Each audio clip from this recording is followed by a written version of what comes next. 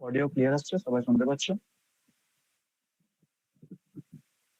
একবার yes or no বলে দেবেন। যদি কোনো প্রবলেম থেকে থাকে, কোনো জায়গায় শুনতে অসুবিধা হয়, সবাই তখনই বলে দেবেন। শুনতে অসুবিধা হলে বলে দেবে তৎক্ষণাৎ। তো আজকে আমাদের যে টপিক, সেটা হচ্ছে, দেখো তোমাদের পরীক্ষায় মেনলি কনস্টিটিউশন 1 যে পার্টটা, সেই পার্টটা থেকে কোশ্চেন করা হয়, এবং কনস্টিটিউশন 2 যে পার্টটা, সেটা থেকে অত পরিমাণে কোশ্চেন আসে না। সেখান থেকে আসে বলতে mainly president, vice president, prime minister, council of ministers, high court, supreme court, amendments, emergency, এইটুকু থেকেই আসে। কিন্তু কনস্টিটিউশন 1 এর যে পার্টটা, ওটা খুব ইম্পর্টেন্ট, কারণ ওখানে প্রিয়াম্বল নিয়ে তোমরা পড়বে, ওখানে ফান্ডামেন্টাল রাইটস সম্পর্কে তোমরা পড়বে, ওখানে সিটিজেনশিপ নিয়ে পড়বে, ওখানে ডিপিএসপি আছে, ওখানে ফান্ডামেন্টাল ডিউটিস আছে। তো এক কথায় বলতে গেলে আর্টিকেল 1 থেকে 51A এতটা পর্যন্ত তোমাদের ক্লিয়ার থাকতে হবে যে এতে কি বলা আছে, কোন আর্টিকেলে কোনটা কি বলা হচ্ছে, সেটা তোমাদের মাথায় রাখতে হবে ভালোভাবে। তো একদিনে এতটা সম্ভব নয় ক্লিয়ার করা। তো আমরা তাই জন্য চেষ্টা করব 3টে ক্লাসে ভাগ করে বিষয়টাকে আলোচনা করার। আজকে আমরা বুঝবো কনস্টিটিউশন কি করে তৈরি হলো, মানে মেকিং অফ দ্য কনস্টিটিউশন। তারপর প্রিয়াম্বল, প্রিয়াম্বল বলতে কি বোঝায়, প্রিয়াম্বল কনস্টিটিউশনের পার্ট কি পার্ট নয়, এবং কোন কেসে বলা হলো যে প্রিয়াম্বল কনস্টিটিউশনের পার্ট, সেটাও আমরা জেনে নেবো। তারপর আমরা জানবো যে সিটিজেনশিপ কি করে পাওয়া যাবে, সিটিজেনশিপের রুলস কি কি আছে, আর একটা ফান্ডামেন্টাল রাইট যেটা right to equality, article 14 to 18, এটা সম্পর্কে আমরা আজকে জানবো। তো প্রথমে আমরা যদি মেকিং অফ ইন্ডিয়ান কনস্টিটিউশন নিয়ে বলি, হ্যাঁ তার সঙ্গে আর একটা জিনিস আমি যখন বলবো, তার সঙ্গে আমি কয়েকটা ইম্পর্টেন্ট শর্ট কোয়েশ্চেন বলে দেবো যে কি কি রিলেটেড কোয়েশ্চেন এই টপিকটা থেকে আসতে পারে। তোমরা নোট ডাউন করে নিও, এবং যেগুলো আমি বলবো তোমরা একটা কাজ করবে, শর্ট নোটস হিসেবে লিখে নেবে খাতায়, যদিও পরে আমরা গ্রুপে আপলোড করে দেবো স্টাডি মেটেরিয়াল। তো ফার্স্ট আমাদের টপিক হচ্ছে making of Indian constitution. Indian constitution কি করে তৈরি হলো। দেখো, ইন্ডিয়ান কনস্টিটিউশন তৈরি করার আগে কনস্টিটিউয়েন্ট অ্যাসেম্বলি তৈরি হয়েছিল 1946 সালে, 1946। যদি কারো বেঙ্গলি বুঝতে অসুবিধা হয় আমাকে বলবো। তো 1946-এ কনস্টিটিউয়েন্ট অ্যাসেম্বলি তৈরি হয়েছিল, যেটাতে ক্যাবিনেট মিশন প্ল্যান পাস করা হয়েছিল। এবং এই ক্যাবিনেট মিশন প্ল্যানে ফার্স্ট টাইম ইন্ডিয়ার জন্য একটা কনস্টিটিউশন তৈরি করার দাবি উঠেছিল। এবং এই যে কনস্টিটিউয়েন্ট অ্যাসেম্বলি, এটাতে টোটাল 389 মেম্বার ছিলেন। এবং এই 389 মেম্বারের মধ্যে 296 মেম্বার ছিলেন প্রভিন্স থেকে। আমরা জানি যে সেই টাইম যে ব্রিটিশ ইন্ডিয়া প্রভিন্স গুলো ছিল, যারা ব্রিটিশরা বানিয়েছিল, যাতে বিভিন্ন প্রভিন্সে বিভিন্ন প্রিন্সলি স্টেট ছিল, যেমন যে কয়েকজন রাজা ছিলেন, তারা ওই প্রিন্সলি স্টেটটা দেখভাল করতেন, এবং সমস্ত কিছু নিজের ওই যেমন চলছে অ্যাডমিনিস্ট্রেশন, সেই অ্যাডমিনিস্ট্রেশন সম্পর্কে ব্রিটিশদের জানাতেন। তো তেমনি যে কনস্টিটিউয়েন্ট অ্যাসেম্বলিটা ছিল, সেটাতে 389 মেম্বার ছিল। তার মধ্যে 296 মেম্বার ছিল ব্রিটিশ ইন্ডিয়া প্রভিন্স থেকে, আর 93 মেম্বার ছিল প্রিন্সলি স্টেট থেকে। তো 389 মেম্বার টোটাল, তার মধ্যে 296 প্রভিন্স থেকে এবং 93 স্টেটস থেকে।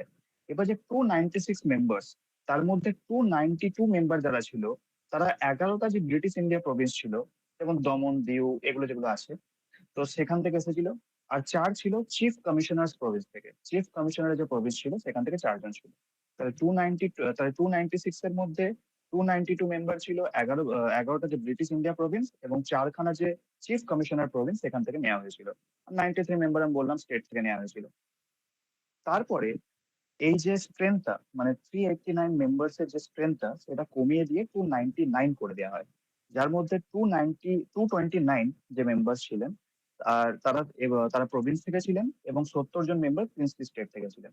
এবার তোমাদের মনে প্রশ্ন আসতে পারে যে আচ্ছা, আগে 389 মেম্বার ছিল, তারপর হঠাৎ করে কমিয়ে 299 কেন করে দেওয়া হলো।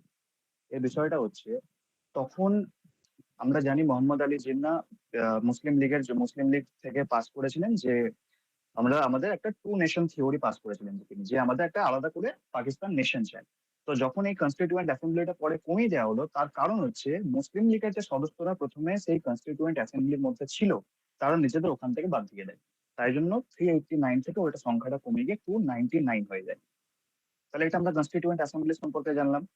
এবার কবে এবং কত দিনের মধ্যে কনস্টিটিউশন বানানো কমপ্লিট হলো, সেটা হচ্ছে, সেই টাইম লাইনটা হচ্ছে 2 years 11 months and 17 days। আমাদের ভারতের সংবিধানকে তৈরি হতে 2 বছর 11 মাস 17 দিন সময় লেগেছিল। এবং এই কনস্টিটিউয়েন্ট অ্যাসেম্বলির যে প্রথম বৈঠক ফার্স্ট মিটিং হয়েছিল 1946 এর 9th ডিসেম্বরে, ঠিক আছে। এবং এই যে আমাদের কনস্টিটিউয়েন্ট অ্যাসেম্বলি, এটার ফার্স্ট প্রেসিডেন্ট ছিলেন ডক্টর সচ্চিদানন্দ সিনহা। উনিও যদিও এটার ওল্ডেস্ট মেম্বার ছিলেন। তারপরে ডক্টর রাজেন্দ্র প্রসাদ হন এখানকার চেয়ারম্যান। তারপরে এখানে এবার আমাদের মেন কথা হচ্ছে যে এবার আমাদের কনস্টিটিউশন তৈরির প্রথম ধাপ, যা আমাদের পন্ডিত জওহরলাল নেহরু 1946 সালের 13ই ডিসেম্বর একটা অবজেক্টিভ রেজলিউশন পাস করেন। সেই অবজেক্টিভ রেজলিউশনে বলা হয় যে ভারতের জন্য একটা সংবিধান থাকবে, এবং সেই রেজলিউশনটা অবজেক্টিভ রেজলিউশন, এটা 1947 এর 22nd জানুয়ারি অ্যাডপ্ট করা হয়। তারপরে এবার ড্রাফটিং কমিটি তৈরি করা হয়। আমরা জানি ডক্টর ভীমরাও আম্বেদকর ড্রাফটিং কমিটির হেড ছিলেন, চেয়ারম্যান ছিলেন। তো ড্রাফটিং কমিটি তৈরি করা হলো যে কি করে, আমরা এটাকে বাংলায় খসড়া কমিটিও বলে থাকি, যে কি করে সংবিধান তৈরি হবে। তো ড্রাফটিং কমিটি তৈরি হয়েছিল 1947 সালে 29শে আগস্ট, ঠিক আছে। এবং এই যে ড্রাফট কনস্টিটিউশন, যে আমাদের ভারতের কনস্টিটিউশন, যে ড্রাফট কনস্টিটিউশন যেটা ছিল, একটা খসড়ার তালিকা যেটা ছিল, সেটা ফার্স্ট পাবলিশ করা হয়েছিল 1948 সালের জানুয়ারি মাসে, ঠিক আছে। আর আমাদের কনস্টিটিউয়েন্ট অ্যাসেম্বলি যেটা বলেছিলাম, সে ফার্স্ট 1949 এর 26 নভেম্বর আমাদের সংবিধান গৃহীত হয়। সবাই মনে রাখবে যে 1949 সালের 26 নভেম্বর আমাদের সংবিধান গৃহীত হয়েছিল, পাস করা হয়নি, কিন্তু গৃহীত হয়েছিল।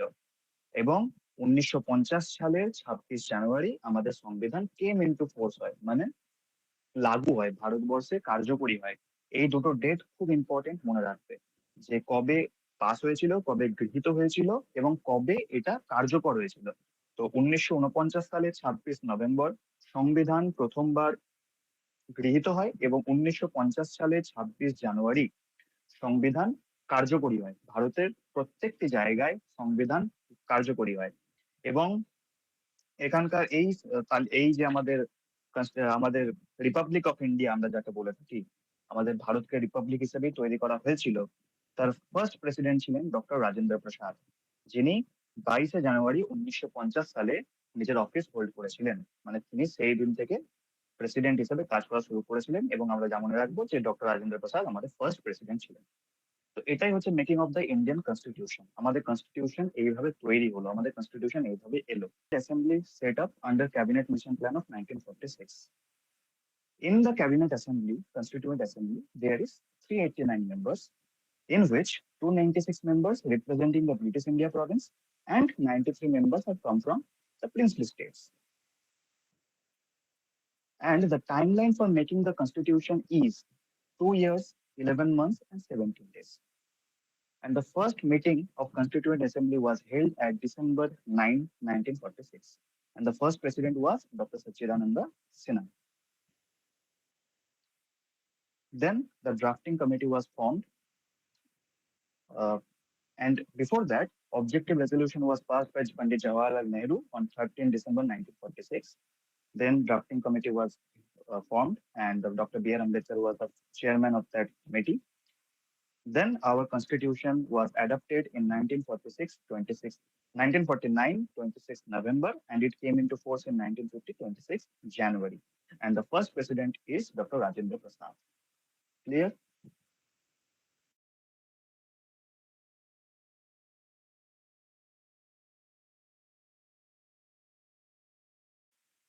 Now we are starting preamble.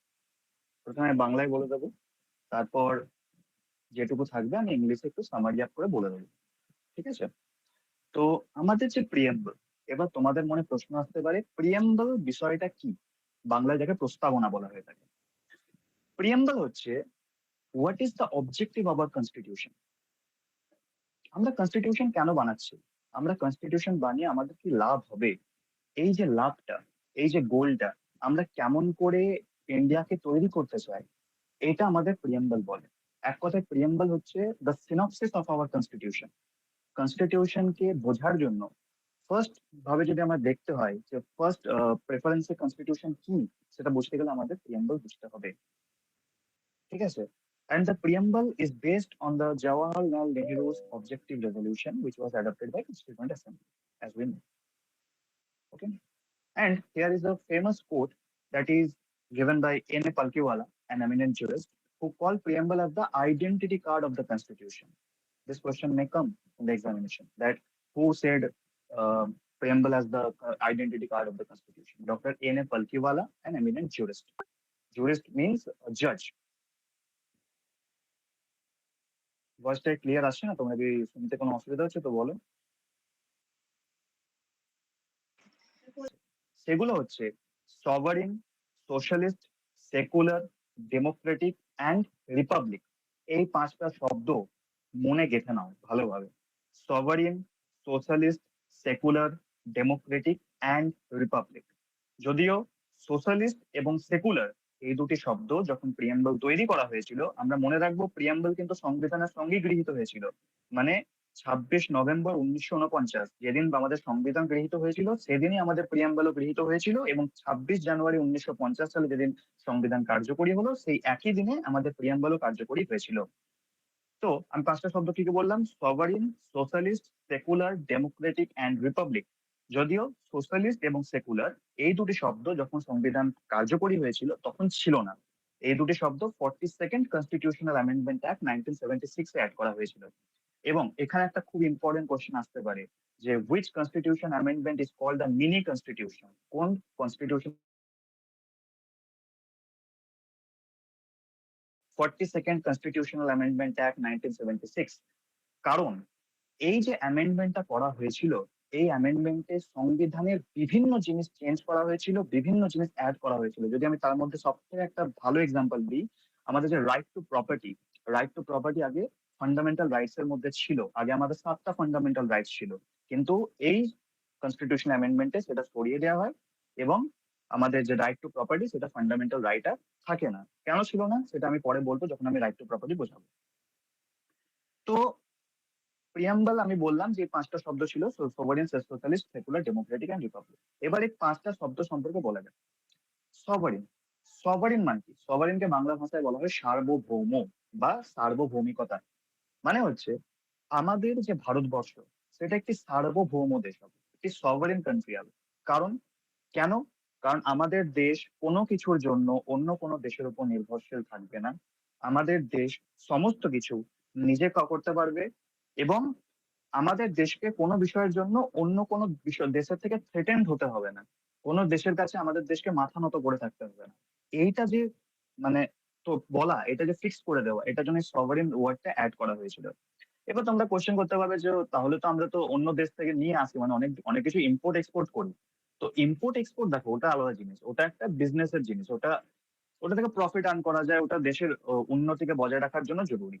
কিন্তু এখানে সভারিন শব্দটা বলার মানে হচ্ছে যে আমরা কোনো দেশের থেকে ভীত সন্ত্রস্ত হব না, আমরা কোনো দেশকে ভয় পাবো না, আমরা আমাদের কাজ নিজে করতে পারি, আমাদের দেশ নিজের ক্ষমতায় কার্যকর হতে পারে। তো এটা হচ্ছে সভারিন। এবার সোশ্যালিস্ট, সোশ্যালিস্ট শব্দের মানে মানে কি? সোশ্যালিস্ট শব্দের মানে হচ্ছে সোশ্যালিজম। সোশ্যালিজম থেকে সোশ্যালিস্ট শব্দটি এসছে। সোশ্যালিস্ট মানে কি? সোশ্যালিস্ট মানে হচ্ছে সমাজের যে নিয়ম, সামাজিক ভাবে আমাদের দেশ চলবে। মানে কি? আমি যদি সিম্পল ভাষায় বলি, ওয়েলথ, ইনকাম, অপরচুনিটি, এই সমস্ত যে বিষয়গুলো আছে এগুলোর জন্য সিটিজেনদের মধ্যে কোনো ধরনের কোনো ইনইকুয়ালিটি তৈরি করা হবে না। সবার মধ্যে ওয়েলথ, ইনকাম, অপরচুনিটি, সুযোগ সুবিধা সবকিছু সমানভাবে বিতরিত থাকবে, সবার মধ্যে সমানভাবে ভাগ করা থাকবে। এমন হবে না যে সমাজের একটা শ্রেণী দিনের পর দিন বড়লোক হয়ে যাচ্ছে আর একটা শ্রেণী দিনের পর দিন গরিব থেকে যাচ্ছে। এমনটা কিন্তু আমাদের সংবিধানে বলা হয়নি। আমাদের সংবিধানে বলা হয়েছিল যে আমাদের পুরো ভারতবর্ষ একসঙ্গে অগ্রগতির পথে এগোবে। তো এটাকে বলা হয় সোশ্যালিস্ট। ঠিক আছে? আর এটা কেন অ্যাড করা হলো সোশ্যালিস্ট শব্দটা? আমাদের সোশ্যালিস্ট শব্দটা অ্যাড করা হলো যাতে আমাদের যে ভারতের কমপ্লিট পপুলেশন সেটা অগ্রগতি হতে পারে। যারা মার্জিনালাইজড গ্রুপ আছে, যারা ডিসঅ্যাডভান্টেজ গ্রুপ আছে, তাদের যেন উন্নতি হতে পারে, তার জন্য সোশ্যালিস্ট শব্দটা অ্যাড করা হয়েছিল। তাহলে সবারই হলো, সোশ্যালিস্ট হলো। নেক্সট হচ্ছে সেকুলার। সেকুলার খুব কন্ট্রোভার্সিয়াল একটা বিষয়। সেকুলারিজম, সেকুলারিজম মানে হচ্ছে ধর্ম নিরপেক্ষতা। এই শব্দটাকে বর্তমান দিনে নানা কারণে অন্যভাবে বোঝানো হয়। ধর্মনিরপেক্ষতা মানে বলা হয় যে, যেটা মানে ছড়ানো হয়, রটানো হয়, সেটা হচ্ছে যে ভারতের কোনো নাগরিকের নাকি ধর্ম থাকতে পারে না। এটা সম্পূর্ণ মিথ, একটা ভুল কথা।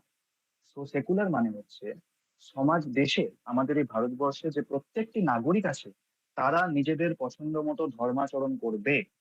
কেউ তাদের ধর্মাচরণ করতে আটকাবে না, এবং যার যা ইচ্ছা সে সেইভাবে নিজের ধর্মাচরণ করবে।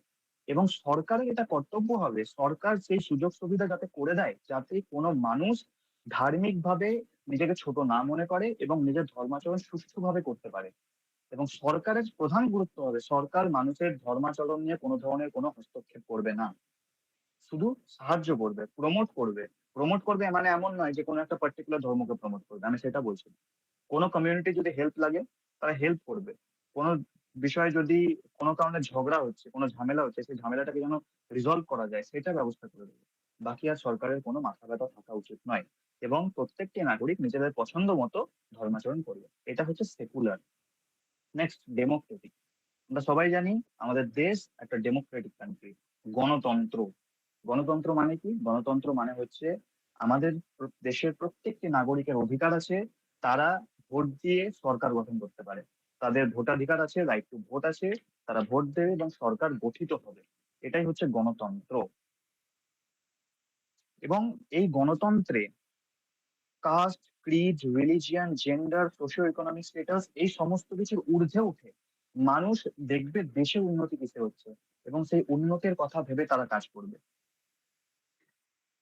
এবং আমাদের এখানে একটা খুব জরুরি জিনিস মনে রাখতে হবে, যে আমাদের যে রাইট টু ভোট, এটা কিন্তু ইউনিভার্সাল অ্যাডাল্ট ফ্র্যাঞ্চাইজের উপর তৈরি করে বানানো হয়েছে। মানে কি?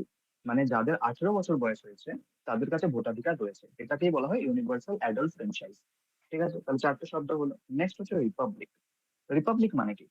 রিপাবলিক মানে হচ্ছে আমাদের দেশে কোনো ধরনের কোনো মোনার্কি সিস্টেম থাকবে না। মানে ওই, মানে হয় না, একজনের ছেলে রাজা হচ্ছে, রাজার ছেলে রাজা হচ্ছে, সেই সিস্টেম এখানে থাকবে না। এখানে কোনো মোনার্কি থাকবে না।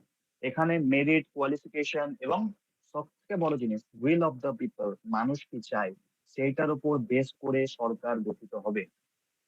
সরকার প্রত্যেকটি মানুষ নিজের ইচ্ছে সরকার গঠন করবে।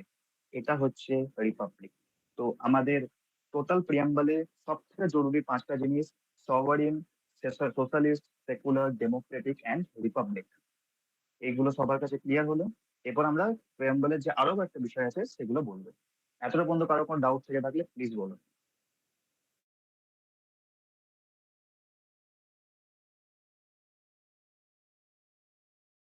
মানে হচ্ছে সমাজের প্রত্যেক শ্রেণীর মানুষের মধ্যে কোনো ধরনের কোনো ইনইকুয়ালিটি থাকবে না। মানে প্রত্যেকটি মানুষের মধ্যে যাতে ওয়েলথ, ইনকাম, অপরচুনিটি, সুযোগ সুবিধা সমানভাবে বিতরিত হয়, সমানভাবে ভাগ করা যায়, এবং সমাজে প্রত্যেকটি মানুষ যাতে সমানভাবে জীবনে এগিয়ে যেতে পারে তার ব্যবস্থা করে দেওয়া। এটা হচ্ছে সোশ্যালিজম বা সোশ্যালিস্ট। সোশ্যালিস্ট তো একটা অ্যাডজেক্টিভ, সোশ্যালিজম মেন কথাটা।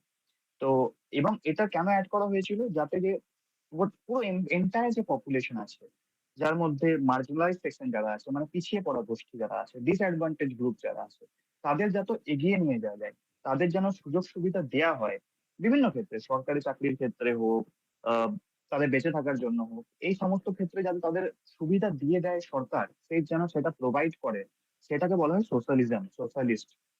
বুঝতে পেরেছো?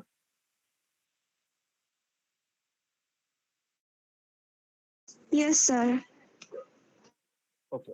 সে মোনার্কি সিস্টেম থাকবে না। মোনার্কি সিস্টেম মানে কি? যেমন আগে ব্রিটেনে ছিল যে মহারানীর কনসেপ্টটা বা প্রিন্সের কনসেপ্ট, সেই সমস্ত কিছু আমাদের এখানে থাকবে না।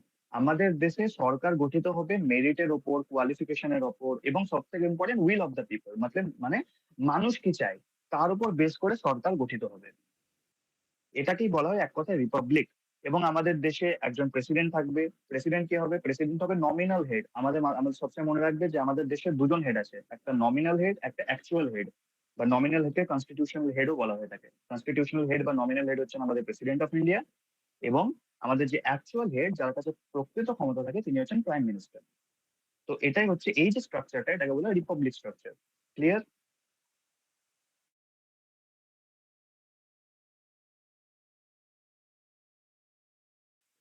So in the preamble, there are 5 words are given. That is sovereign, socialist, secular, democratic, and republic. Here, the important thing is that the socialist and secular, these 2 words were added to the preamble in the 42nd Constitutional Amendment Act 1976. And the 42nd Constitutional Amendment Act is called the mini constitution because it added and incorporated various things which are critically important for our constitution. Next, now we discuss the words particularly. That is first sovereign. So the term sovereign in the preamble of the Indian Constitution means independent and supreme authority of the Indian state within its territory. That means India is a self-governing nation and exercises complete control over its internal and external affairs without interference from external powers. That is sovereign. That means our state is supreme in the particular territory of India. Next, socialist. The word socialist is derived from socialism, and socialism means importance of reducing inequalities in wealth, income, and opportunities among citizens. It aims to create a more equitable society where the benefits of development are shared by all sections of the population, particularly the marginalized and disadvantaged groups. This is socialist or socialism. Next, secular. The word secular means there is no state religion in India. That means all of the citizens of India are free to perform their religion just like their way. Means the government has no power to interrupt within the performance of their religion. Next, democratic. The word democratic in the Indian Constitution emphasizes that the government in India is elected by the people through a fair and free electoral process held at regular intervals on the principles of universal adult franchise. Universal adult franchise means that the citizen who is above the 18 years age shall be able to vote or elect the government. Next is democratic done. Next is republic. The term republic means India is a sovereign state where the head of the state is an elected representative rather than a hereditary monarch. That means in India there is no monarchy system. In India, republic system, or we elect the people by the people. The government is elected by the people, for the people, and of the people.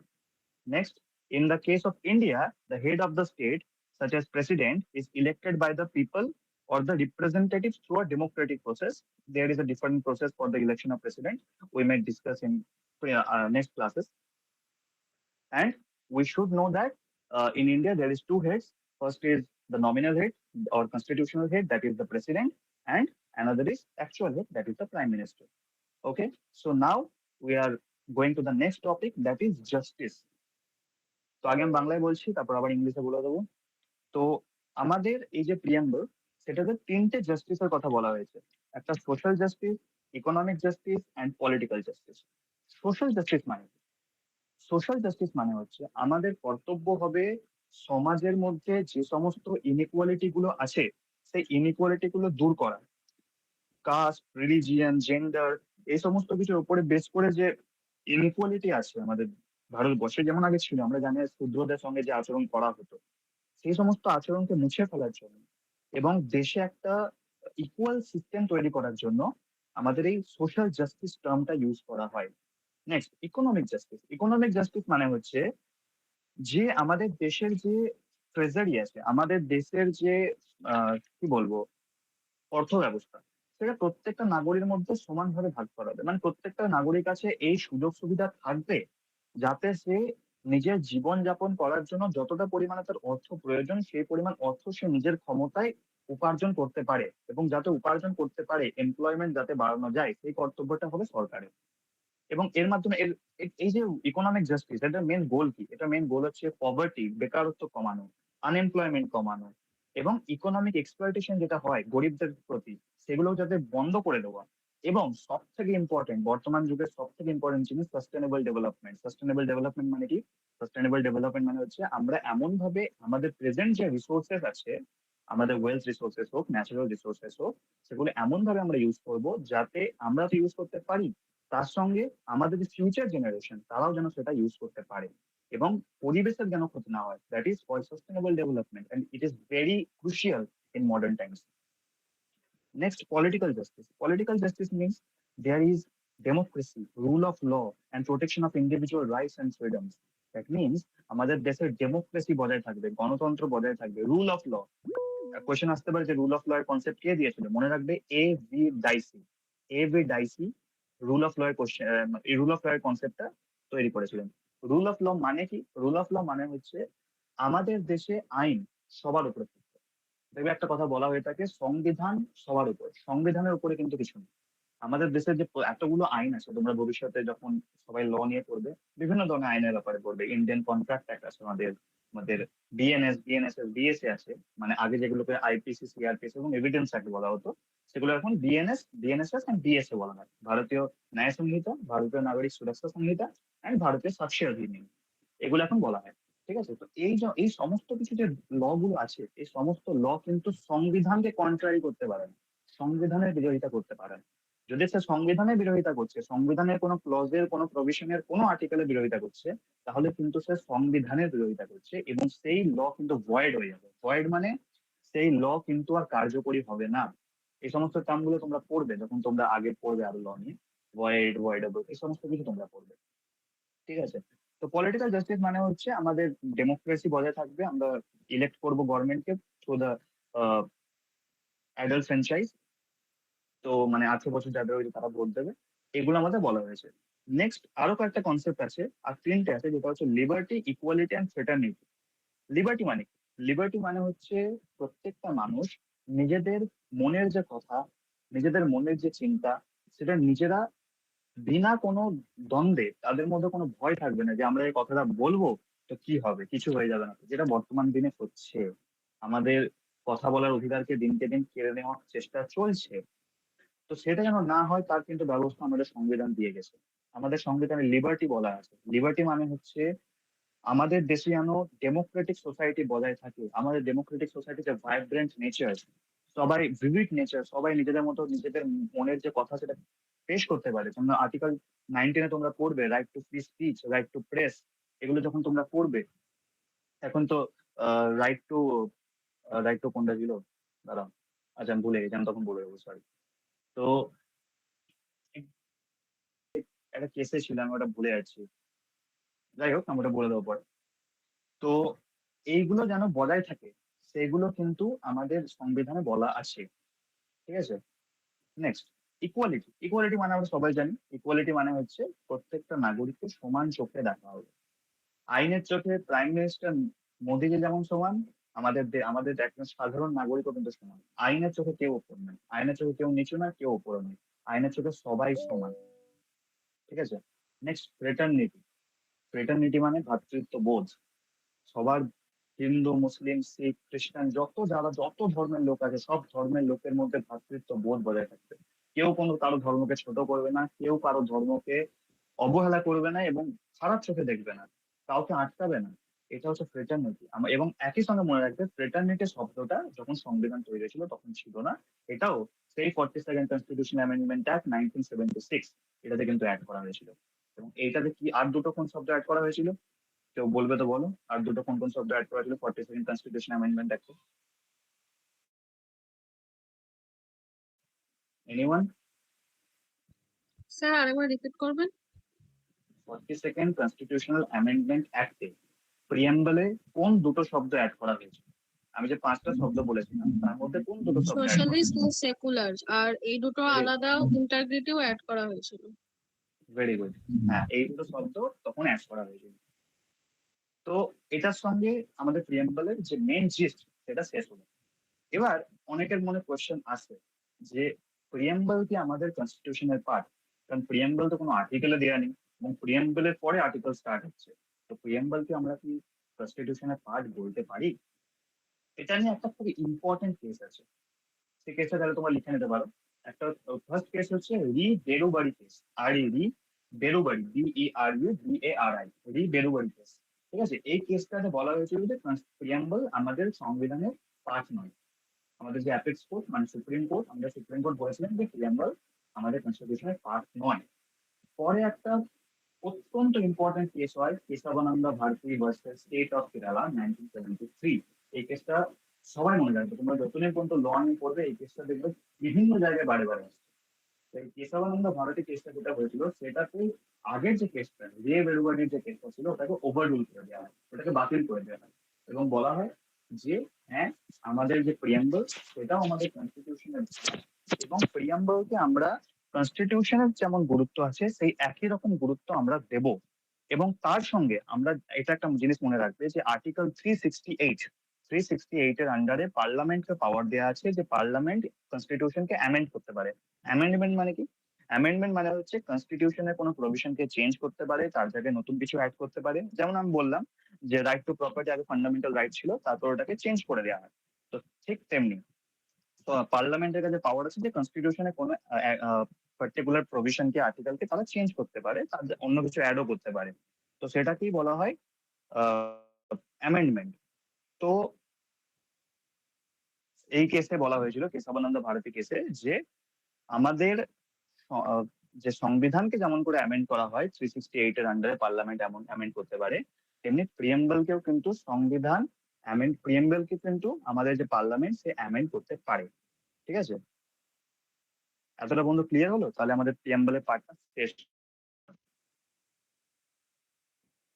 কারো কোনো doubt থেকে থাকলে বলে দাও এখনই, আমি আরেকবার সেই জায়গাটা বুঝিয়ে দেবো।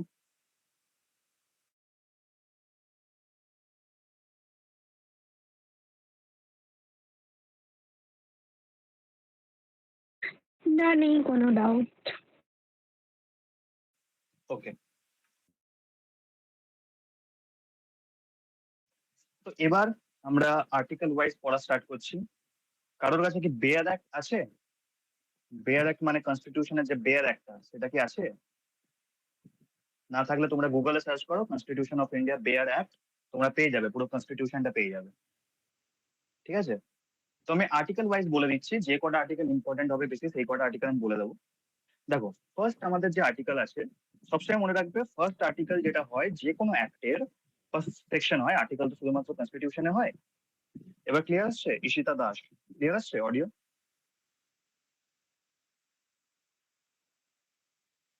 হ্যাঁ স্যার, ক্লিয়ার আছেন আপনি? ঠিক আছে।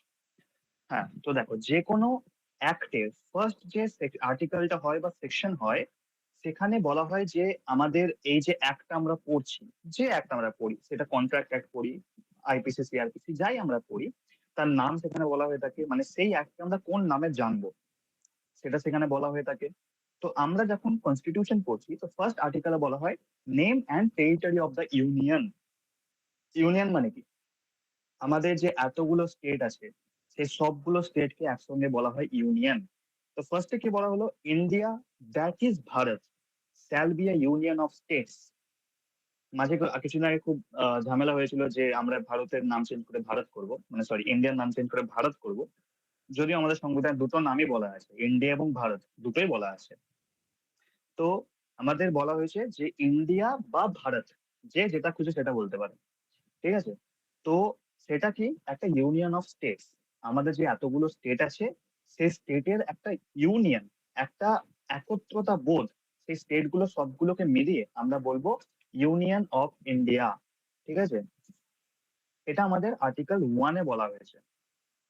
এবং এখানে একটা জিনিস তোমাদের আমি কনস্টিটিউশন যখন স্টার্ট করছি তার আগে বলে দিই, আমাদের কনস্টিটিউশনের 3টে জিনিস মনে রাখবে। ঠিক আছে, আর্টিকেল, পার্ট অ্যান্ড শিডিউল। ঠিক আছে, আর্টিকেল কটা আছে, পার্ট কটা আছে, শিডিউল কটা আছে। ঠিক আছে, তো আমাদের যে প্রেজেন্ট কনস্টিটিউশন সেটাতে 448টা আর্টিকেল আছে, 12খানা শিডিউল আছে এবং 25খানা পার্ট আছে। ঠিক আছে, এবং 1950 সালে যখন কনস্টিটিউশন তৈরি হয়েছিল তখন সেটাতে 22খানা পার্ট ছিল, 395টা আর্টিকেল ছিল এবং 8খানা শিডিউল ছিল। কিন্তু প্রেজেন্টে 25খানা পার্ট আছে, 448টা আর্টিকেল আছে এবং 12টা শিডিউল আছে। এই শিডিউল গুলো মনে রাখার একটা সহজ টিপস আছে। ঠিক আছে, এটা আমি গ্রুপে লিখে দেবো ক্লাসটা শেষ হওয়ার পর। একটা টিয়ার্স অফ ওল্ড পিএম বলে একটা ওয়ার্ড আছে, একটা সেন্টেন্স আছে, ওই সেন্টেন্সটার মধ্যে 12টা শিডিউলে কি কি আছে ওটা বুঝে যাবে ওটা একবার পড়লে। আমি সেটা গ্রুপে লিখে দেবো, ঠিক আছে, ক্লাসটা শেষ হয়ে যাওয়ার পর। তো আমরা প্রথমে জানলাম তাহলে পার্ট, শিডিউল আর আমাদের আর্টিকেল কটা আছে সব জেনে নিয়েছো, মানে সব বুঝতে পেরেছো? কারো কোনো ডাউট নেই তো? তাহলে আমি আরেকবার বলে দেবো, তোমরা যদি নোট করতে চাও নোট করে নিতে পারো। ঠিক আছে, তো স্যার আরেকবার কিছু বলে বুঝেছো? দিন। হ্যাঁ, বলে দিচ্ছি। দেখো, যখন সংবিধান তৈরি হয়েছিল 1950 সালে, তখন সেখানে 22খানা পার্ট ছিল, 395টা আর্টিকেল ছিল এবং 8খানা শিডিউল ছিল। কিন্তু বর্তমানে আমাদের সংবিধানে 25টা পার্ট আছে, 448খানা আর্টিকেল আছে এবং 12খানা শিডিউল আছে। ঠিক আছে, শিডিউল মানে হচ্ছে কনস্টিটিউশনে একদম শেষে শিডিউল থাকে যে কি বলা হয়েছে, মানে কয়েকটা লিস্ট দেওয়া থাকে যে কেমন করে যেমন একটা খুব ইম্পর্টেন্ট শিডিউল হচ্ছে সেন্টার এবং স্টেট এর মধ্যে রিলেশন বলা, মানে স্টেটের মানে এখানে 3টে লিস্ট আছে, ঠিক আছে, একটা ইউনিয়ন লিস্ট, একটা স্টেট লিস্ট আর একটা কনকারেন্ট লিস্ট। ইউনিয়ন লিস্ট মানে হচ্ছে ইউনিয়নের আন্ডারে কোন কোন পাওয়ার থাকে, যেমন আমরা জানি রেলওয়ে, ব্যাংকিং, ডিফেন্স, এগুলো কার আন্ডারে থাকে? ইউনিয়নের আন্ডারে থাকে। ইউনিয়ন মানে কিন্তু মনে রাখবে সেন্ট্রাল গভর্নমেন্ট, সেন্ট্রাল গভর্নমেন্টকেই কনস্টিটিউশনে ইউনিয়ন বলা হয়ে থাকে, ঠিক আছে। তারপর স্টেট গভর্নমেন্টের আন্ডারে কি কি পাওয়ার আছে? স্টেট গভর্নমেন্টের আন্ডারে জানি পুলিশ থাকে, তো এগুলো যেমন থাকছে, ফরেস্ট থাকে। ফরেস্ট যদিও কনকারেন্ট লিস্টে আছে, কনকারেন্ট লিস্টে মানে হচ্ছে যে ইউনিয়ন এবং স্টেট দুটোর কাছে পাওয়ার আছে এই বিষয়গুলোর উপর আইন বানানোর, যেমন ম্যারেজ এন্ড ডিভোর্স, এডুকেশন, এই সমস্ত বিষয়গুলোর উপর ইউনিয়ন গভর্নমেন্টের কাছেও পাওয়ার আছে এবং স্টেট গভর্নমেন্টের কাছেও পাওয়ার আছে। তো এটাকেই বলা হয় 3টে লিস্ট, এবং এই যে লিস্টগুলো যেখানে বলা আছে সেটাকে বলা হচ্ছে শিডিউল। এমনি অনেকগুলো শিডিউল আছে, কটা ভাষা হবে না আছে সবগুলো বলা আছে, ঠিক আছে, আমি ওগুলো সব বলে দেবো। তো তোমাদের এখানে প্রথমে তোমরা জেনে নিলে যে আমাদের এখানে আমাদের যে ভারতবর্ষ, তার নাম ইন্ডিয়া, তাকে ভারতও বলা হবে এবং সেটা হচ্ছে ইউনিয়ন অফ স্টেটস, অনেকগুলো স্টেটের একত্রিত একটা মেলবন্ধন হচ্ছে আমাদের ভারত। তো আমি ইংলিশে বলে দিচ্ছি একবার এটা। তো in the first article of the constitution there is given name and territory of the union. In the clause 1 of article 1, that is to say, India, that is Bharat, shall be a union of states. India, that is Bharat, that shall be a union of states. Okay. Next, Article 2, admission or establishment of new states. Article 2 এ কি বলা হচ্ছে? Article 2 এ বলা হচ্ছে পার্লামেন্টের কাছে পাওয়ার আছে যে পার্লামেন্ট চাইলে নতুন কোন স্টেট তৈরি করতে পারে, পুরনো কোন স্টেটকে সরিয়েও দিতে পারে, ঠিক আছে। এটা কিন্তু পার্লামেন্টের কাছে পাওয়ার আছে। পার্লামেন্টের মধ্যে কোন কোন হাউস আছে কেউ জেনে থাকলে বলতে পারবে? কোন কোন হাউস পার্লামেন্টের মধ্যে আছে ইউনিয়ন পার্লামেন্টের আন্ডারে? আপার হাউস আর লোয়ার হাউস। হ্যাঁ, আপার হাউস আর লোয়ার হাউসে কি বলা হয়, নাম কি তাদের? Lok Sabha and Rajya Sabha. Yes, good. Lok Sabha and Rajya Sabha. Lok Sabha is the lower house and Rajya Sabha is the upper house. এবার লোকসভাকে বলা হয় হাউস অফ দ্য পিপল আর রাজ্যসভাকে বলা হয় কাউন্সিল অফ স্টেটস। ওকে, এগুলো মনে রাখবে, যদি ইংলিশে কোশ্চেন করে এগুলো আসতে পারে অনেক সময়, ঠিক আছে। তো আর্টিকেল 2 হলো আমাদের। আর্টিকেল 2 এ বলা হয়েছে admission or establishment of new states, the parliament has the power to establish a new state. Okay, next article 3 এ বলা হয়েছে formation of new states and alteration of areas, boundaries or names of existing states. মানে কি? মানে পার্লামেন্টের কাছে পাওয়ার আছে, সে চাইলে কোনো স্টেটকে দৈর্ঘ্যে বড় করতে পারে, দৈর্ঘ্য প্রস্থ বড় করতে পারে। মানে ভাবো আমাদের পশ্চিমবাংলার যে টেরিটরি সেটাকে বাড়িয়ে দিল, ঠিক আছে, বিহার থেকে কিছু অংশ নিয়ে পশ্চিমবঙ্গের আন্ডারে অ্যাড করে দিল। এই কিন্তু পাওয়ার ইউনিয়ন পার্লামেন্টের কাছে আছে, মানে লোকসভা রাজ্যসভার কাছে আছে। যদিও তার আগে প্রেসিডেন্টের কাছে অ্যাসেন্ট নিতে হয়, প্রেসিডেন্ট আগে নিজের জানে বিষয়টা সম্পর্কে বোঝেন, তারপর তিনি লোকসভা বা রাজ্যসভার কাছে রাখেন, তারপর দুজনের মধ্যে কথাবার্তা হয়, সমস্ত মিটিং হয়, তারপরে অ্যাক্ট পাস হয়, ঠিক আছে। এবং যখন এটা হচ্ছে তখন মনে রাখবে তখন এটাকে বলা হয় বিল। যতক্ষণ পর্যন্ত একটা অ্যাক্ট পাস না হচ্ছে ততক্ষণ পর্যন্ত তাকে বলা হয় বিল, এবং যখন বিলটা পাস হয়ে যায় তখন তাকে বলা হয় অ্যাক্ট, ঠিক আছে। তো আমরা আর্টিকেল 3 এ বুঝলাম যে পার্লামেন্টের কাছে পাওয়ার আছে, সে চাইলে increase of the area of any state, কোন স্টেটের এরিয়া বাড়াতে পারে, diminish the area of any state, মানে কোন স্টেটের এরিয়া কমিয়ে দিতে পারে, alter the boundaries of any state, কোন স্টেটের বাউন্ডারিকে পিছিয়ে দিতে পারে, এগিয়ে দিতে পারে, কমিয়ে দিতে পারে, যা ইচ্ছে করতে পারে। Alter the name of any state, যে কোনো স্টেটের নেম চেঞ্জও করতে পারে। এই পাওয়ারটা কিন্তু পার্লামেন্টের কাছে দেওয়া আছে, ঠিক আছে। তো তোমাদের এই ফার্স্ট পার্টটার মধ্যে এই 3টে আর্টিকেল ইম্পর্টেন্ট ছিল, আর্টিকেল 1, 2, 3, ঠিক আছে। এটা পার্ট 1, আমাদের এখানে পার্ট 1 শেষ হলো। আর্টিকেল 4 থেকে অত ইম্পর্টেন্ট কোনো কোয়েশ্চেন আসে না, তোমরা বাস একবার রিডিং মোডে নেবে তাহলেই হয়ে যাবে। আর্টিকেল আমি যেগুলো ইম্পর্টেন্ট সেগুলো বলে দেবো, কারণ সবগুলো বলতে গেলে অনেক টাইম লেগে যাবে। তো পার্ট 1 ক্লিয়ার সবার? তাহলে পার্ট 2 সিটিজেনশিপে যাবো।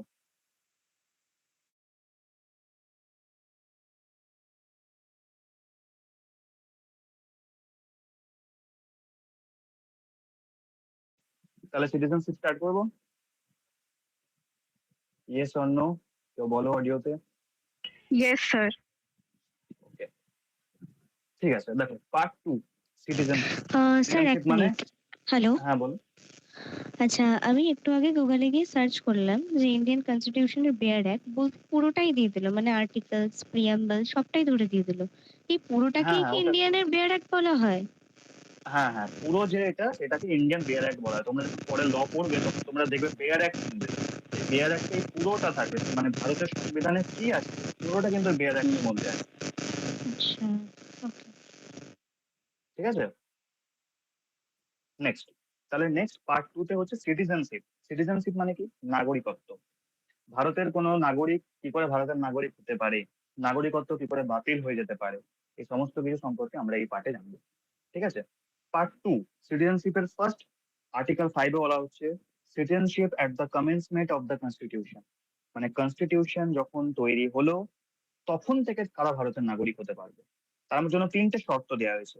প্রথম হচ্ছে who was born in the territory of India, মানে ইন্ডিয়ার টেরিটরিতে যাদের জন্ম হয়েছে তারা ভারতের নাগরিক হবে।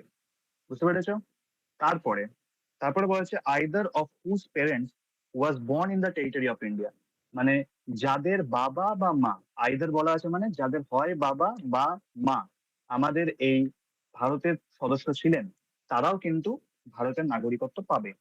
তারপর হচ্ছে who has been ordinarily resident in the territory of India for not less than 5 years immediately preceding such commencement, মানে যারা 5 বছর ধরে, যখন মানে 2000 বলছি 1950 সালে যখন আমাদের সংবিধান লাগু হলো তার 5 বছরের মধ্যে যারা ভারতের মানে ভারতের বাসিন্দা তারাও কিন্তু ভারতের নাগরিকত্ব পাবে।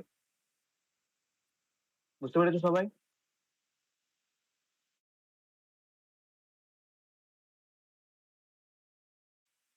নেক্সট আর্টিকেল 6 এ কি বলা হচ্ছে?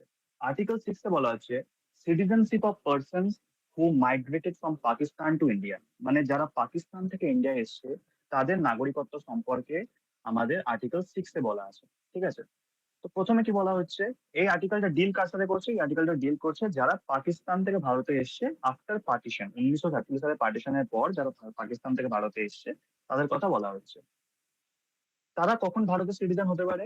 যদি তারা কনস্টিটিউশনে যে শর্তগুলো বলা আছে সেই শর্তগুলো ফুলফিল করে, বা এখানকার রেসিডেন্স নিয়ে নেয়, বা এখানে যা নাগরিক হওয়ার জন্য যে রেজিস্ট্রেশন করাতে হয় সে রেজিস্ট্রেশন করিয়ে নেয়, তাহলে তারা ভারতের নাগরিক হিসেবে গৃহীত হবে। এটা আর্টিকেল 6 এ বলা আছে। নেক্সট আর্টিকেল 7 এ কি বলা হচ্ছে? Citizenship of persons who migrated to Pakistan, right of citizenship of certain migrants to Pakistan, মানে যারা ভারত থেকে পাকিস্তানে গেছে তাদের উপর এই আর্টিকেল 17 অ্যাপ্লাই। ঠিক আছে, মনে রাখবে আমাদের দেশে ডুয়াল সিটিজেনশিপ অ্যালাউড নেই, আমাদের দেশে সিঙ্গেল সিটিজেনশিপ অ্যালাউড আছে। মানে আমাদের দেশে একজন মানে একটাই নাগরিকত্ব হতে পারে, আমরা ভারতের নাগরিক, আমরা ভারতের নাগরিক প্লাস আমেরিকান নাগরিক, আমরা ভারতের নাগরিক প্লাস ইউকের নাগরিক, এইসব কিন্তু হয় না আমাদের, আমরা শুধুমাত্র ভারতের নাগরিক। আবার এটাও হয় না যে আমরা ভারতের নাগরিক আবার পশ্চিমবঙ্গের নাগরিক, আমরা ভারতের নাগরিক আবার বিহারের নাগরিক, এসবও হয় না। আমরা শুধুমাত্র ভারতের নাগরিক, এখানে কোনো আলাদা নেই। আমরা পুরোটা একটা ঐক্যবদ্ধ করার চেষ্টা আমাদের এই কনস্টিটিউশন কিন্তু বারবার করেছে, আমাদের সবাইকে একত্রিত করে রাখার চেষ্টা আমাদের কনস্টিটিউশন কিন্তু বারবার করেছে। নেক্সট আর্টিকেল 77 এ কি বললো, সরি আর্টিকেল 7 এ বলা হলো, তাহলে আমি কি বললাম, যারা পাকিস্তানে মাইগ্রেট করে গেছে, মাইগ্রেট করে গেছে মানে চলে গেছে ভারত থেকে। তো যারা পার্টিশনের সময় বা পার্টিশনের পর পাকিস্তানে চলে গেছে তাদের আর ইন্ডিয়ান সিটিজেন হিসেবে ধরা হবে না, এবং তারা যদি পরে আবার ইন্ডিয়ায় ফেরত আসতে চায় তাহলে তাদের হয় পার্মানেন্ট রিসেটলমেন্ট নিতে হবে, মানে এখানেই থাকতে হবে, আবার রিসেটেল হয়ে যেতে হবে, আর না হলে তাদের ইন্ডিয়া সিটিজেন নাগরিকত্ব গ্রহণ করতে হবে। ঠিক আছে, এবার আর্টিকেল 8 এ কি বলা হচ্ছে? Citizenship of Indians living abroad, মানে যারা বিদেশে থাকে, বিদেশে থাকে কিন্তু ভারতের নাগরিক, তাদের কথা আর্টিকেল 8 এ বলা আছে। ঠিক আছে, তাহলে কি বলা হচ্ছে? আর্টিকেল 8 এ বলা হচ্ছে তারা ইন্ডিয়ার সিটিজেন হতে পারে যদি তারা সেই দেশের, মানে ভাবো কেউ আমেরিকাতে আছে, আমেরিকাতে তো ভারতের একটা এমবেসি থাকে না, যে ইন্ডিয়ান অ্যাসেম্বলি, অ্যাসেম্বলি বলতে পারি ইন্ডিয়ান এমবেসি, ঠিক আছে, বা কনসাল্ট থাকে ওখানে। তো তাতে তারা রেজিস্টার করে নিল যে আমরা ইন্ডিয়ার সিটিজেন, সেই এমবেসিতে গিয়ে, ইন্ডিয়ার এমবেসিতে গিয়ে, তাহলে তারা ভারতের নাগরিকত্ব গ্রহণ করতে পারবে। বা যাদের ইন্ডিয়ায় জন্ম হয়েছে তারপর তারা অন্য দেশে চলে গেছে, কিন্তু এখনো অন্য দেশের নাগরিকত্ব গ্রহণ করেনি, তারাও কিন্তু ভারতের নাগরিক হতে পারে। ঠিক আছে, নেক্সট। তাহলে এতটা আমরা জানলাম যে ভারতের নাগরিকত্ব কি করে পাওয়া যেতে পারে। তার জন্য আমরা পড়লাম আর্টিকেল 5 পড়লাম। আর্টিকেল 5 এ বলা হলো যে যারা মানে ভারত, মানে সরি কি বলছি, কনস্টিটিউশন যবে তৈরি হলো 1950 সালে, তার সময় থেকে যারা আছে বা যাদের এখানে জন্ম হয়েছে, যাদের বাবা বা মায়ের মধ্যে কেউ একজন এখানে সদস্য, তারা ভারতের নাগরিক হবে। আর্টিকেল 6 এ বলা হলো যারা পাকিস্তান থেকে এখানে চলে এসেছে তারা ভারতের নাগরিক হবে। আর্টিকেল 7 এ বলা হলো যারা পাকিস্তানে চলে গেছে কিন্তু যদি আবার ফেরত আসতে চায়, এবং আমাদের দেশে যে ল বলা আছে যেমন ভাবে নাগরিকত্ব গ্রহণ করতে হবে, তেমন ভাবে যদি নাগরিকত্ব গ্রহণ করে নেয়, তার জন্য একটা অ্যাক্ট আছে, সিটিজেনশিপ অ্যাক্ট 1955 এর। তো সেই হিসেবে যদি করে নেয় তাহলেও তারা ভারতের নাগরিক হতে পারে। আর যারা বিদেশে আছে, আর্টিকেল 8 এ যারা বিদেশে আছে, তারা যদি সেই বিদেশের এমবাসিতে নিজেদের রেজিস্টার করে নেয়, বা তারা যদি এখানে জন্মায় এবং তাদের অরিজিন যদি এখানে হয়, আর যারা তারা যদি অন্য দেশের কোনো নাগরিকত্ব গ্রহণ না করে, তাহলেও কিন্তু তারা এই দেশের নাগরিকত্ব পাবে। তাহলে এতটা পর্যন্ত ক্লিয়ার হলো। এবার আমরা জানবো যে নাগরিকত্ব টার্মিনেট কি করে হতে পারে, নাগরিকত্ব চলে কি করে যেতে পারে। সবাই ক্লিয়ার হলো নাকি একবার বলে দাও। হ্যাঁ স্যার, ক্লিয়ার। ওকে, দেখো এবার আর্টিকেল 9 এ কি বলা হচ্ছে। আর্টিকেল 9 এ বলা হচ্ছে voluntary acquisition of foreign citizenship. কেউ যদি অন্য দেশের নাগরিকত্ব নিয়ে নেয় নিজের ইচ্ছায়, তাহলে কিন্তু তাকে আর ভারতের নাগরিক হিসেবে গ্রহণ করা হবে না। সে কিন্তু তারপরের দিন থেকে ভারতের নাগরিক আর রইলো না, সে হয়ে যাবে সেই দেশের নাগরিক। ঠিক আছে, এতটা ক্লিয়ার।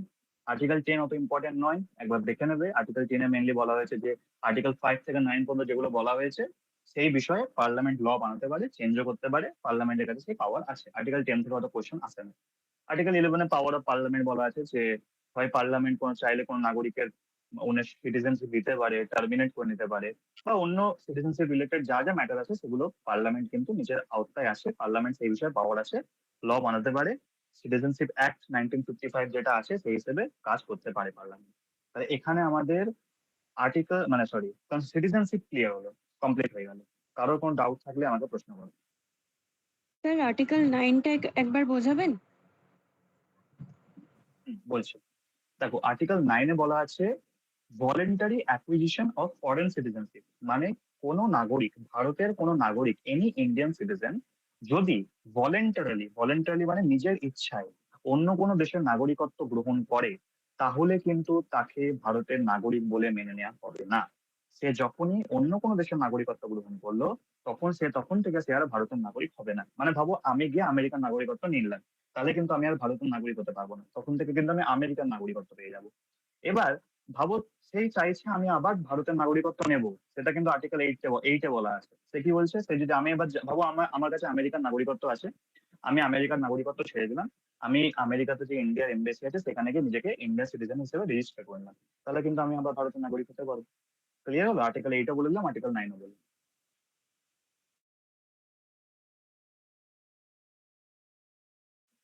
ওকে, এবার তাহলে আমাদের মেকিং অফ ইন্ডিয়ান কনস্টিটিউশন হলো, প্রিয়াম্বল হলো, সিটিজেনশিপ হলো, ফান্ডামেন্টাল রাইটস। ফান্ডামেন্টাল রাইটস এর মধ্যে কম সময় আছে। ফান্ডামেন্টাল রাইটস এর মধ্যে আমরা শুধুমাত্র আজকে রাইট টু ইকুয়ালিটি বলবো, সমান অধিকারের যে আইন, সেটুকু আমরা বলবো। সবার কাছে অডিও ক্লিয়ার আসছে? আমি আরেকবার জিজ্ঞেস করে নিচ্ছি, কেউ বোর হচ্ছে না তো? এটাও জিজ্ঞেস করে নিচ্ছি।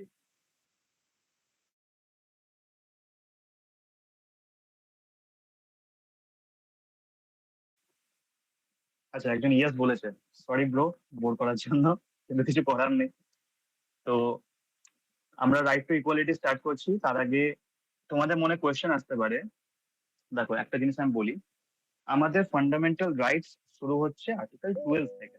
আর্টিকেল 12 থেকে 35 পর্যন্ত ফান্ডামেন্টাল রাইটস দেয়া আছে। ওকে, কিন্তু রাইট টু ইকুয়ালিটি শুরু হচ্ছে আর্টিকেল 14 থেকে। এবার তোমাদের মনে কোয়েশ্চেন আসতে পারে, আচ্ছা তাহলে আর্টিকেল 12 এবং 13 কে ফান্ডামেন্টাল রাইটে অ্যাড কেন করা হলো যদি সেখানে ফান্ডামেন্টাল রাইট দেয়াই নেই? তার কারণ হচ্ছে আর্টিকেল 12 এ বলা আছে স্টেট কাকে বলে। ঠিক আছে, আমরা তো এত স্টেট স্টেট পড়ছি, ইন্ডিয়া স্টেট, এই স্টেট সেই স্টেট, স্টেট কি? কেউ কি বলতে পারবে স্টেট কাকে বলে, বা স্টেট হওয়ার জন্য যে 4টে বৈশিষ্ট্য লাগে সেই 4টে বৈশিষ্ট্য কি? এনিওয়ান? আচ্ছা দেখো, স্টেট হওয়ার জন্য 4টে জিনিস লাগে। প্রথম হচ্ছে ভৌগোলিক ভূখণ্ড, জিওগ্রাফিক্যাল এরিয়া, মানে একটা দেশের একটা পার্টিকুলার জিওগ্রাফিক্যাল এরিয়া থাকবে, নিজের একটা টেরিটরি থাকবে। তারপর হচ্ছে তার সিটিজেন থাকবে, সেই দেশের নাগরিক থাকবে, তার সরকার থাকবে, এবং লাস্ট সব থেকে ইম্পর্টেন্ট সভারিন হতে হবে, তাকে সার্বভৌম হতে হবে। যদি এই চারটে কন্ডিশন ফুলফিল হয় তবে তাকে একটা স্টেট বলা যেতে পারে।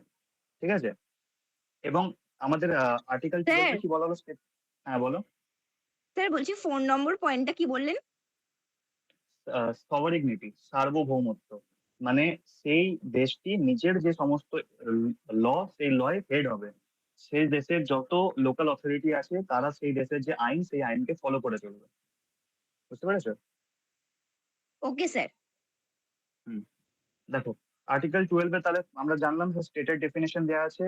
স্টেটের মধ্যে বলা হয়েছে যে কোনো ধরনের local authority, legislature of the union or state. Legislature of the union of the state মানে কি? আমাদের দেশের দুটো লেজিসলেচার আছে, একটা ইউনিয়ন লেজিসলেচার, একটা স্টেট লেজিসলেচার। ইউনিয়ন লেজিসলেচারের মধ্যে কারা কারা আছে? প্রেসিডেন্ট, লোকসভা, রাজ্যসভা। এবং স্টেট লেজিসলেচারের মধ্যে কারা কারা আছে? Governor, state legislative assembly and state legislative council. State legislative assembly মানে বিধানসভা, স্টেট লেজিসলেটিভ কাউন্সিল মানে বিধান পরিষদ। পশ্চিমবঙ্গে বিধান পরিষদ নেই, এটাও মাথায় রাখবে। তো এদের বলা হয় স্টেট। ঠিক আছে? তো স্টেটের ডেফিনেশন ক্লিয়ার হলো সবার? নেক্সটে যাবো।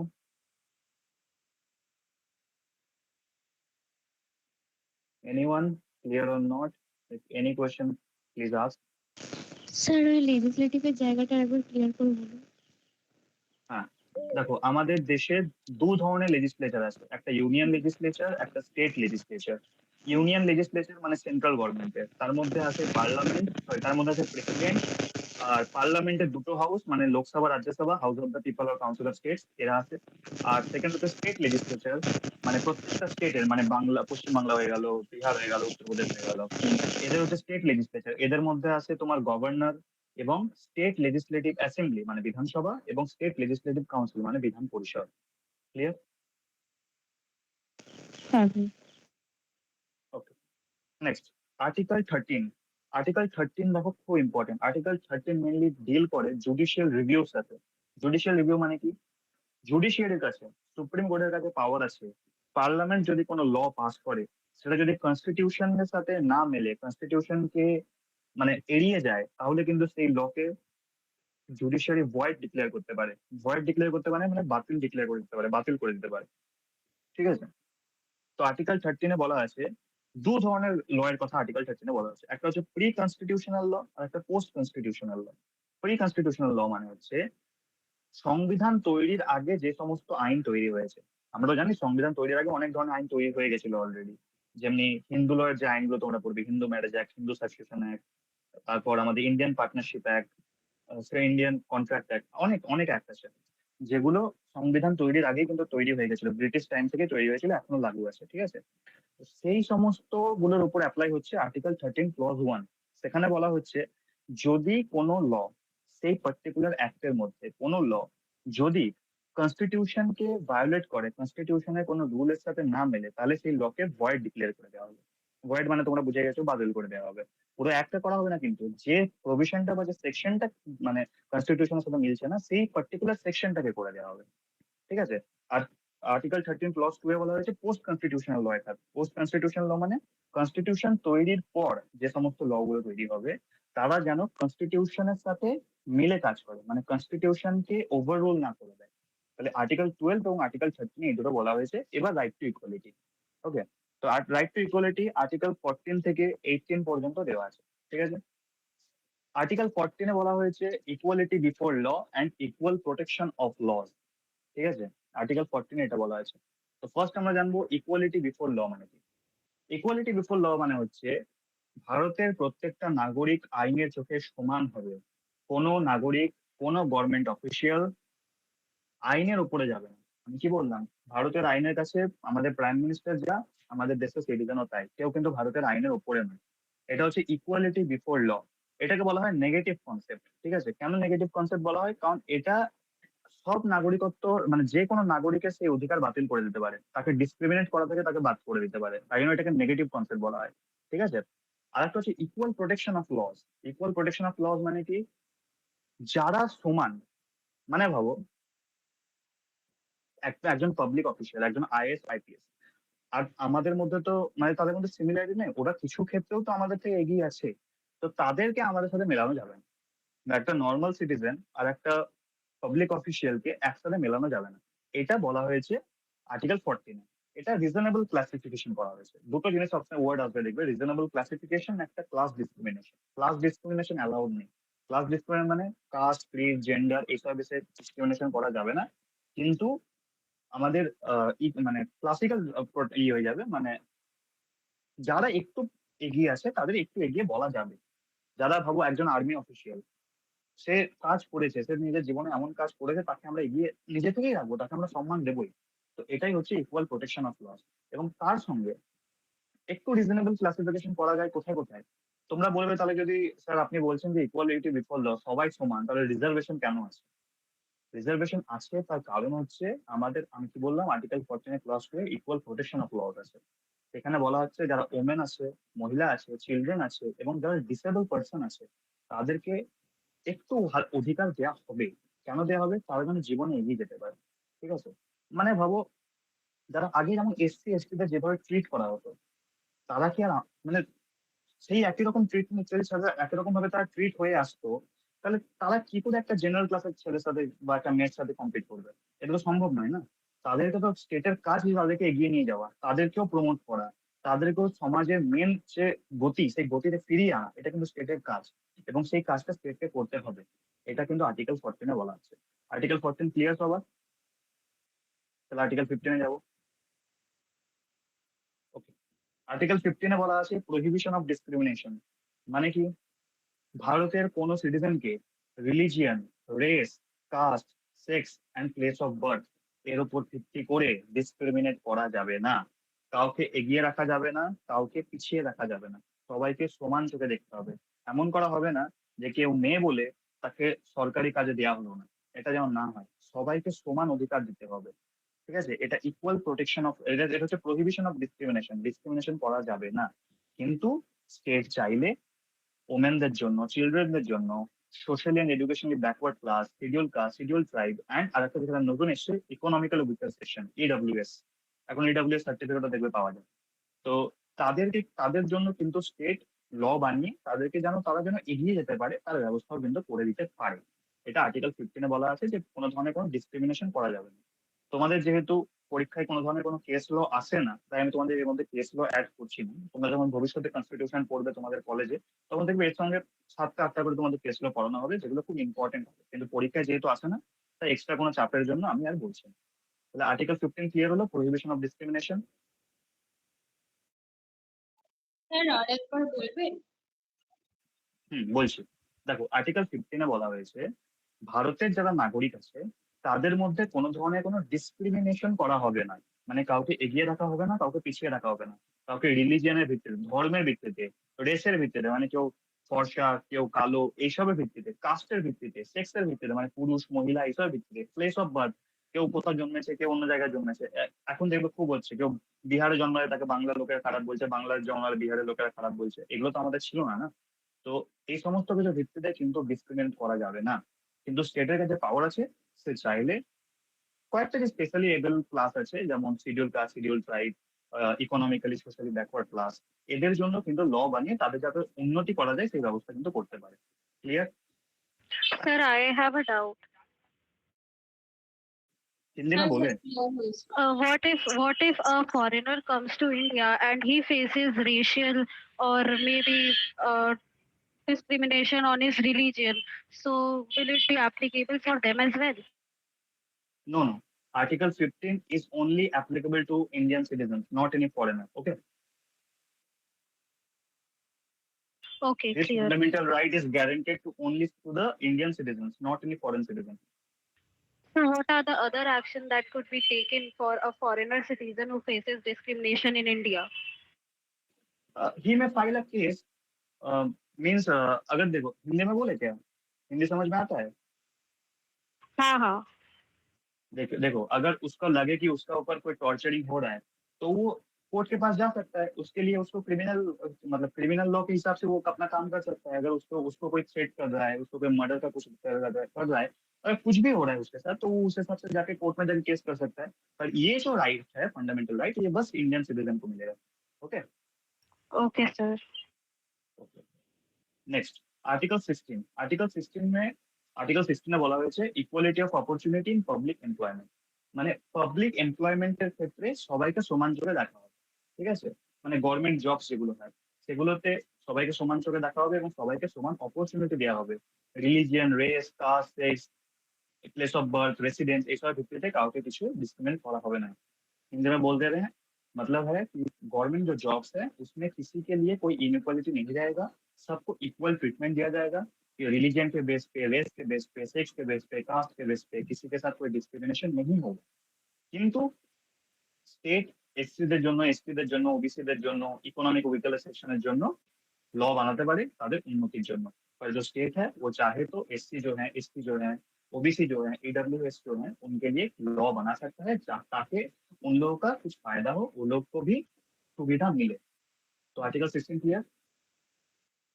Yes sir. ओके आर्टिकल 17 বলা হচ্ছে abolition of untouchability. Abolition of untouchability মানে কি? আমরা জানি আগে শূদ্রদের সাথে যে আচরণ করা হতো, ছোঁয়াছুতের কনসেপ্ট যাকে আমরা বলে থাকি, যে তাকে ছোবো না তাহলে আমার জাত চলে যাবে। স্যার এই যে হ্যাঁ বলো। বলছি যে ইডব্লিউএস যেটা আছে ওটাও কি তাহলে রিজার্ভেশন ক্যাটাগরির মধ্যেই পড়ছে? হ্যাঁ হ্যাঁ, ইডব্লিউএস রিজার্ভেশন ক্যাটাগরির মধ্যে পড়ে, ইকোনমিক্যালি উইকার সেকশন। এখন দেখবে অনেক জেনারেলরা ইডব্লিউএস সার্টিফিকেট নাই। আচ্ছা হুম, তো প্রথমে ছিল না, কিন্তু এখন আছে। আর্টিকেল 17 আছে অ্যাবলিশন অফ আনটাচেবিলিটি। আমি বললাম যে আগে শূদ্রদের সাথে যে আচরণগুলো করা হতো, কাউকে টাচ করলে আমার ধর্ম চলে যাবে, আমার জাত চলে যাবে, এইসব বিষয়গুলো যেন না হয় একই সঙ্গে যেন এগুলোকে পানিশেবল একটা অফেন্স করা হয়। মানে এগুলো করলে তাকে শাস্তি দেওয়া হবে। কেউ যদি কারো মানুষের সাথে, কোনো সিটিজেনের সাথে এরকম আনটাচেবিলিটি অ্যাকশন করে তাহলে তাকে শাস্তি দেওয়া হবে। मतलब मैं बोल रहा हूँ कि आर्टिकल 17 में बोला गया है एबोलिशन ऑफ अनटचेबिलिटी। मतलब अनटचेबिलिटी जो है, छुआछूत का कॉन्सेप्ट जो है, इसको अगर हम टच करेंगे तो मेरा जात चला जाएगा, ये सब जो है ये सबको बंद करने के लिए एंड ये सबको पनिशेबल ऑफेंस की तरह बनाने के लिए आर्टिकल 17 में पावर दिया गया है। और इसके साथ एक रिलेटेड लॉ है जिसको कहा जाता है protection of civil rights act 1955। हालांकि ये एग्जाम में नहीं आता, हम बोल दिए बस एक्स्ट्रा नॉलेज के लिए। तो article 17 clear? Sir. Yes sir clear. Yes sir. Okay. The Yes, last sir. topic for our class, Article 18, abolition of titles. Abolition of titles मतलब क्या? Abolition of title মানে হচ্ছে আগেকার যুগে যেমন দেখেছো তোমরা, দেয়া হতো উপাধি, দেয়া হতো রাজা উপাধি, নবাব উপাধি, স্যার, এইসব যে উপাধিগুলো দেয়া হতো না, এই উপাধিগুলো এখনকার দিনে কিন্তু আর দেয়া হয় না। এবং এই দেয়াগুলোকেও মানে এই যে যেন না দেয়া হয় তার জন্য আর্টিকেল 18 বলা আছে। কিন্তু এবার তুমি বলবে আচ্ছা স্যার, আমরা তো ভাবুন কেউ এসছে আর্মি থেকে, তাকে আমরা কর্নেল বলছি, মেজর বলছি, কাউকে ডক্টর বলছি, কাউকে অ্যাডভোকেট বলছি, তোমরা যারা সবাই অ্যাডভোকেট হবে নেক্সট গিয়ে, তো এগুলো তাহলে কি তার মধ্যে পড়ছে? না। দেখো, এরা মিলিটারি বা একাডেমিক টাইটেলস যেগুলো আছে এগুলো কিন্তু আর্টিকেল 18 এর মধ্যে ধরা হয় না। ঠিক আছে, যেমন ডক্টর বললাম, অ্যাডভোকেট বললাম, মেজর বললাম, এদের কিন্তু এই অ্যাবলিশন অফ টাইটেলস এর মধ্যে ধরা হয় না। শুধু যাদের রাজা, নবাব, এইসব যে উপাধিগুলো আছে এগুলোকে ধরা হয়। ঠিক আছে, তারপর পদ্মা অ্যাওয়ার্ডস, ভারত রত্ন অ্যাওয়ার্ডস, এগুলো কিন্তু হেরিডিটারি ভাবে ইউজ করা যাবে না। হেরিডিটারি মানে কি? কেউ বলতে পারবে না আমার বাবা ভারত রত্ন পেয়েছে তাহলে আমিও ভারত রত্ন পাওয়ার মানে একজন মানুষের ছেলে, এইসব বলার কোনো অধিকার নেই। তোমার বাবা পেয়েছে, খুব ভালো কথা, ভুলে যাও, তোমার বাবার সাথে ওটা চলে গেছে, बस। এটা आर्टिकल 18 है, यही बोला गया है एबोलिशन ऑफ टाइटल्स कि किसी के पास कोई टाइटल नहीं रहेगा। ये सब जो टाइटल होता था राजा, नवाब, ये सब टाइटल नहीं रहेगा। पर मिलिट्री एंड एकेडमिक टाइटल्स जो है वो सब टाइटल्स अलाउड हैं, जैसे डॉक्टर, मेजर, एडवोकेट और भी जो होते हैं ये सब। तो राइट टू इक्वलिटी सब क्लियर? राइट टू इक्वलिटी सबका क्लियर हुआ?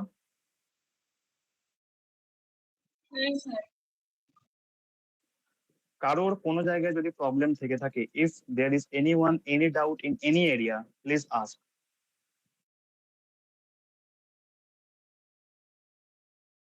No doubt sir. Okay, the study materials will provided in the group after the class. Okay. Okay sir. Okay, thank you. Next class, we will discuss other topics in the next class. Okay. Sir can I ask a question? Yes, you.